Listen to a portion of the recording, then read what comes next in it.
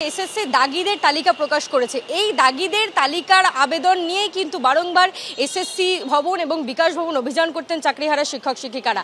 আজকেও কিন্তু তারা চাকরিহারা শিক্ষক শিক্ষিকারা এই যে এসএসসি ভবন অভিযানের ডাক দিয়েছেন, যে দাবিতে তারা ডাক দিয়েছেন যে দাগিরা যখন সুনিশ্চিত হয়েই গেল তাদের তালিকা, দাগিরা যখন সেগ্রিগেটেড হয়ে গেলেন, তখন যারা দাগি নন, যারা যোগ্য, যারা পরীক্ষা দিয়ে চাকরি পেয়েছেন, সাদা খাতা জমা দেননি, তাদেরকে কেন ফের পরীক্ষায় বসতে হবে এবং পরীক্ষায় বসবো না এই দাবিতেই কিন্তু তারা আজকে এসএসসি ভবন অভিযান করছেন।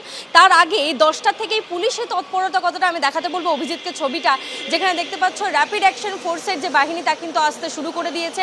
অন্যদিকে মহিলা পুলিশ থেকে শুরু করে বিধাননগর কমিশনারেটের যারা পুলিশরা রয়েছেন তাদেরকেও কিন্তু দেখা যাচ্ছে, যেখানে ধীরে ধীরে তারা কিন্তু এসে অর্থাৎ পুলিশের যে তৎপরতা তা কিন্তু চোখে পড়ছে 10টার থেকেই। এবং তারই সঙ্গে তোমায় জানিয়ে রাখি, আজকের কিন্তু যে আন্দোলন, যে অভিযান তাদের এসএসসি ভবন অভিযান, তার কিন্তু কোনো রকম অনুমতি পুলিশের পক্ষ থেকে মেলেনি এবং সে কারণেই কিন্তু দেখা গিয়েছে যে আজকে সকালবেলাতে সুমন বিশ্বাসের পরিবারের মানুষরা যে অভিযোগ করেছেন, পরিবারের লোকজন, যে তাদের বাড়ির সামনে কিন্তু আজকেও পুলিশ দেখা গিয়েছে।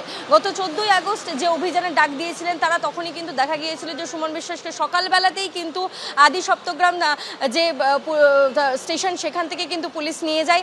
আজকে যদিও বা সুমন বিশ্বাসের সঙ্গে যোগাযোগ করা হলে তিনি জানান যে তিনি আন্দোলন করবেন এবং যেই দাবিতে তারা এসএসসি ভবন অভিযানের ডাক দিয়েছেন সেই দাবিতেই কিন্তু তারা এসএসসি ভবনের দিকে এগিয়ে যাবেন।